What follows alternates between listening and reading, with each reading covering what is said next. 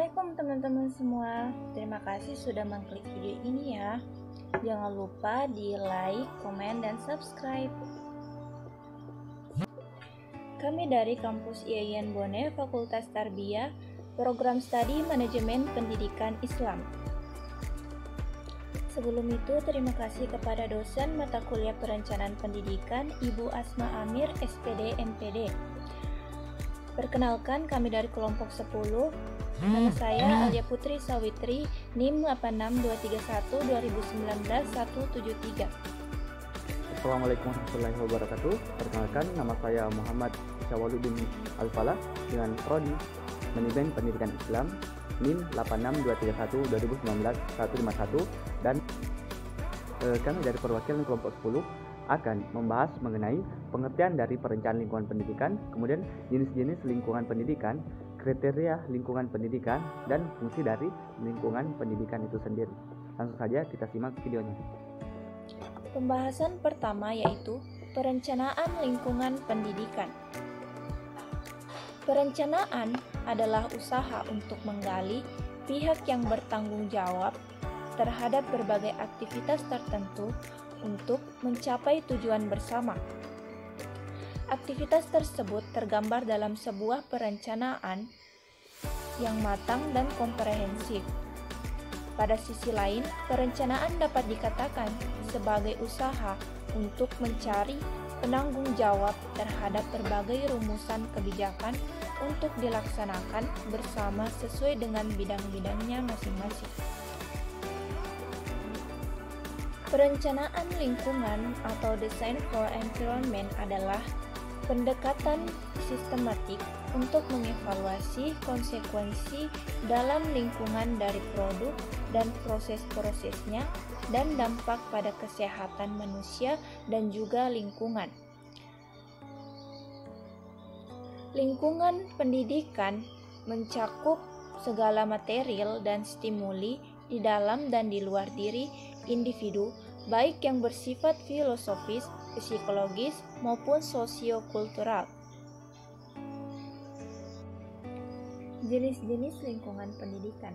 Sebagaimana yang telah dikemukakan oleh para pakar pendidikan dalam beberapa literatur pendidikan, lingkungan pendidikan dapat diklasifikasikan kepada 3 jenis kategori, yakni yang pertama, lingkungan keluarga.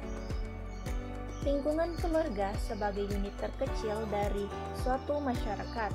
Artinya, dalam pembinaan masyarakat bangsa, apabila tiap-tiap keluarga hidup tentram dan bahagia, maka dengan sendirinya masyarakat yang terdiri dari keluarga-keluarga yang berbahagia itu akan aman dan tentram.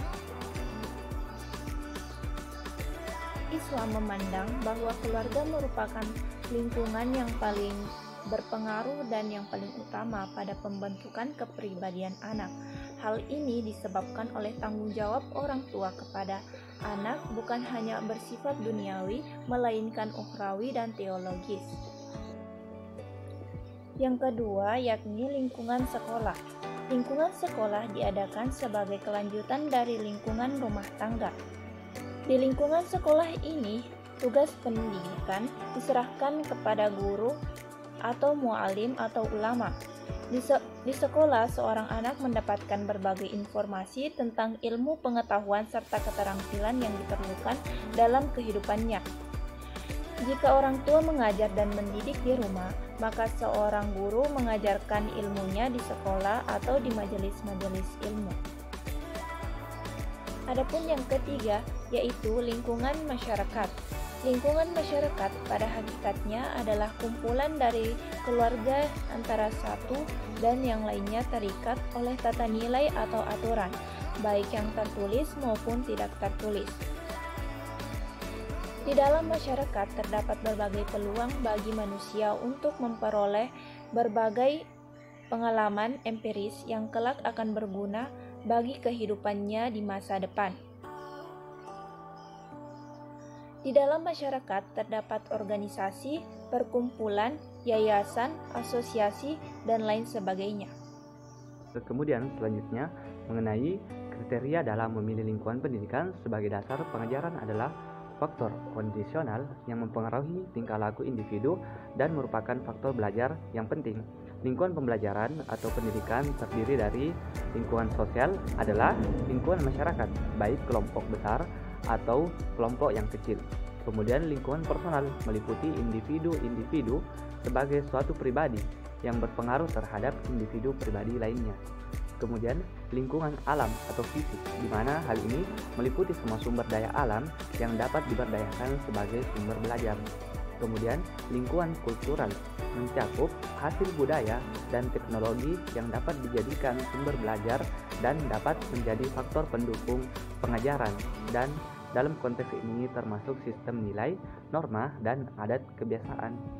Kemudian selanjutnya kita akan beralih kepada fungsi dari lingkungan pendidikan. Fungsi dari lingkungan pendidikan yang pertama adalah fungsi psikologis, di mana stimulus yang bersumber dari lingkungan yang merupakan rangsangan terhadap individu peserta didik sehingga terjadi respon yang menunjukkan tingkah laku tertentu. Respon tersebut pada gilirannya dapat memotivasi dan membangkitkan semangat belajar bagi peserta didik. Ini berarti lingkungan pendidikan memberikan pengaruh positif dalam melaksanakan fungsi psikologis.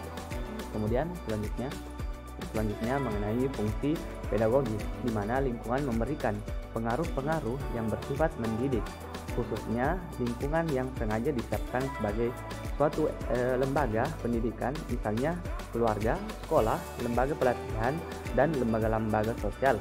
Masing-masing lembaga tersebut memiliki program pendidikan baik yang tertulis maupun yang tidak tertulis. Kemudian selanjutnya mengenai fungsi instruksional, di mana program instruksional merupakan suatu lingkungan pengajaran atau pembelajaran yang dirancang secara khusus. Guru yang mengajar, materi pelajaran, sarana dan prasarana pengajaran, media pengajaran, dan kondisi lingkungan kelas atau fisik merupakan lingkungan yang sengaja dikembangkan untuk mengembangkan tingkah laku peserta didik. Baiklah teman-teman semua, itulah tadi video penjelasan dari kami mengenai perencanaan lingkungan pendidikan. Semoga dapat bermanfaat dan dapat menambah ilmu pengetahuan untuk teman-teman semua. Lebih dan kurangnya mohon dimaafkan. Wassalamualaikum warahmatullahi wabarakatuh. Dan terima kasih kepada teman-teman yang telah menonton video ini. Jangan lupa di like, komen, dan share.